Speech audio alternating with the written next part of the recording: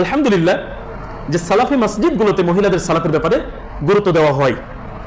আমরা বিভিন্ন জায়গায় লক্ষ্য করেছি যে অনেক মহিলা আফসোস করে যে তাদের জুমার খুতবা শোনার সুযোগ নেই।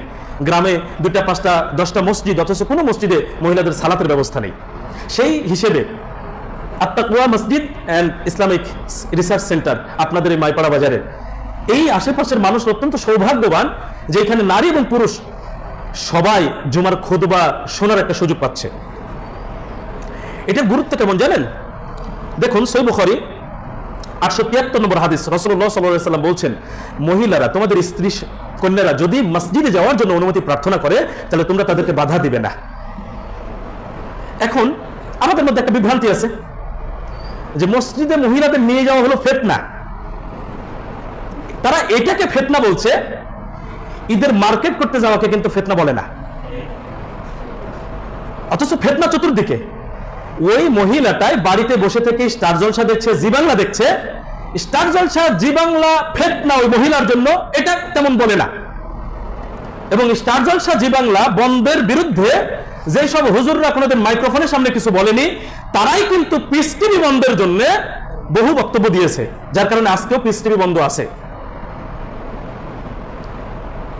নারীরা মসজিদে আসার মাধ্যমে, দিন শিখার মাধ্যমে তো ফিতনা মুক্ত হবে, অথচ যেখানে এসে ফিতনা মুক্ত হবে, দিন শিখবে, সেখানে আসাটাকেই ফিতনা বানিয়ে দিয়ে তাদেরকে দূরে সরিয়ে রেখেছে। এবার আপনি দেখেন ঈদের সালাত, সালাত ঈদগাহগুলোতে ঈদের সালাত হয় মহিলাদের, বাকি ঈদগাহগুলোতে মহিলাদের নিয়ে যাওয়া ফিতনা। অথচ জুমার সালাতে নারীদের মসজিদে আসার ব্যাপারে যা বলা হয়েছে তার চেয়ে বেশি কঠোরভাবে বলা হয়েছে ঈদগাহে মহিলাদের যাওয়ার ব্যাপারে।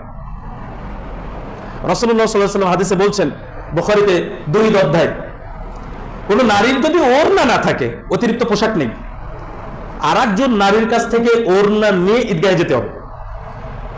কোন নারীর হায়েজ হয়েছে নেফাস অবস্থায়, এই নারীকে ঈদগাহে যেতে বলা হয়েছে, সালাত আদায় করবে না, খুতবা শুনবে এবং দোয়ায় অংশগ্রহণ করবে। জরুরি কিনা এবার চিন্তা করেন। আমরা কি বানায় দিলাম? ফিতনা বানায় দিলাম। অথচ ওই ঈদের নামাজ পড়ে এসে বাড়ির গ্রামের মাঠে গান বাজনা হবে, নৃত্য হবে, যাত্রা হবে, নারী পুরুষ একাকার হয়ে অনুষ্ঠান করবে, কোনো ফিতনা নাই। খালি ঈদের সালাতে মাঠে গেলেই নাকি ফিতনা, জুমার দিনে নাকি মসজিদে আসলেই ফিতনা। এগুলো হলো শয়তানের তৈরি করা ফাঁদ। আয়েশা রাদিয়াল্লাহু আনহা বলছেন, আনসারী মহিলারাই উত্তম, তাদেরকে তাদের লজ্জা দ্বীনের জ্ঞান অর্জন থেকে দূরে রাখতে পারেনি। মানে লজ্জা কিন্তু খুব গুরুত্বপূর্ণ একজন মুমিনের জন্য, সে নারী হোক আর পুরুষ হোক। লজ্জা না থাকলে পাপ বেশি হবে, লজ্জা না থাকলে মানুষের ঈমান চলে যাওয়ার অবস্থা হবে। লজ্জা থাকতে হবে, কিন্তু দ্বীনের জ্ঞান অর্জনের ক্ষেত্রে লজ্জা করা যাবে না। এবার বলেন, ওযু, গোসল, তায়াম্মুম, এই বিধান কি শুধু পুরুষের জন্য, নারীর জন্য? ফরজ গোসলের বিধান কি পুরুষের জন্য না নারীর জন্য?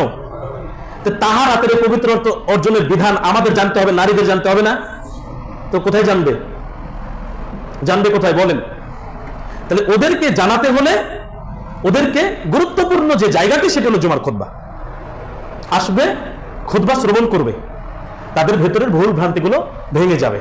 আমাদের অনেক দিনী ভাইয়ের অভিযোগ করে, আমার স্ত্রী মেয়ে তো আমার কথা শোনে না। আমি তাদেরকে কি বলি জানেন? এটা কথা মাথায় রাখবেন, পুরুষ মানুষ স্বামী হিসেবে যতই বড় মানুষ হোক না কেন, স্ত্রীর কাছে সে জ্ঞানী বলে বিবেচিত নয়। আপনি বুঝাবেন, ওইটার গ্রহণযোগ্যতা কম, কিন্তু মসজিদে একজন পিএইচডি হোল্ডার, একজন আলেম এসেছেন, কথা বলছেন, আপনার স্ত্রীর কাছে তার গ্রহণযোগ্যতা বেশি। আপনি যেটা বুঝিয়েছেন বুঝেও নি, মানেও নি, মসজিদে নিয়ে এসে একটু বসিয়ে দেন, একজন ওই রকম ডক্টরেট আলেমের মুখ থেকে, কোন শায়েখের মুখ থেকে ওই আলোচনাটা শুনুক, দেখেন ওর ভিতরে পরিবর্তন ঘটবেন ইনশাল্লাহ। পরিবেশ তৈরি হয়েছে, তো সেই পরিবেশ আসতে হবে। এই যে রমজানে সিয়াম পালন করছি, 5 ওয়াক্ত সালাত আদায় করছি, পুরুষ মানুষ যদি সিয়াম ভঙ্গকারী কোনো বিষয় করে, সিয়াম ভঙ্গ হবে, নারী করলে ভঙ্গ হবে না? পুরুষ যদি সালাতে ভুল করে, সালাত বাতিল হবে, নারীর সালাত বাতিল হবে না? তাহলে আমাদের জানার দরকার আছে, নারীদের জানার দরকার নেই? তাদেরকেও জানতে হবে।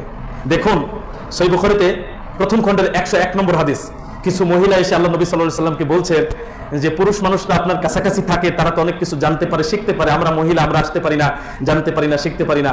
রাসূলুল্লাহ সাল্লাল্লাহু আলাইহি সাল্লাম তখন তাদের জন্য আলাদা করে একটা নির্দিষ্ট দিন করেছিলেন, যেই দিনে তাদেরকে তিনি দিন শিক্ষা দিতেন।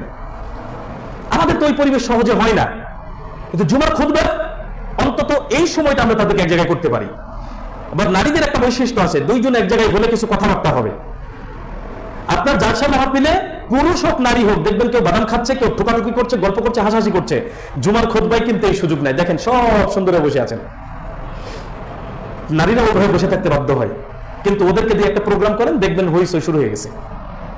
তাহলে গুরুত্বের বিচারে মসজিদ একটা গুরুত্বপূর্ণ জায়গা, যেখানে নারী এবং পুরুষ দিন শিখতে পারে, ইলম শিখতে পারে, কোরআন সুন্নাহর বিধিবিধান কিভাবে মানতে হবে, তার আমলের ধারা, ধরন, পদ্ধতি সে কিন্তু মসজিদ থেকে শিখতে পারে। সেই সুযোগ কিন্তু তৈরি হয়েছে।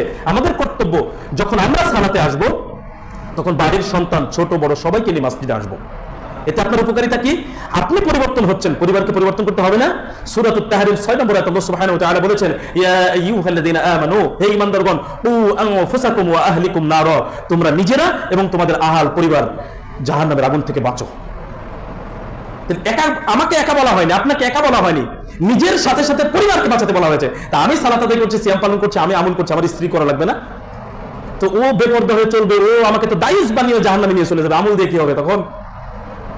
সুতরাং সজাগ হই, সতর্ক হই। আজকের সংক্ষিপ্ত আলোচনা সাদাকাতুল ফিতর যেটা শুনলাম, আজ থেকে আমরা সংশোধন অর্জনের চেষ্টা করি। সমাজ আমাকে কিছু দেবে না, শয়তান চাই, কোরআনে বর্ণিত হয়েছে, তার সাথে যেন মানুষ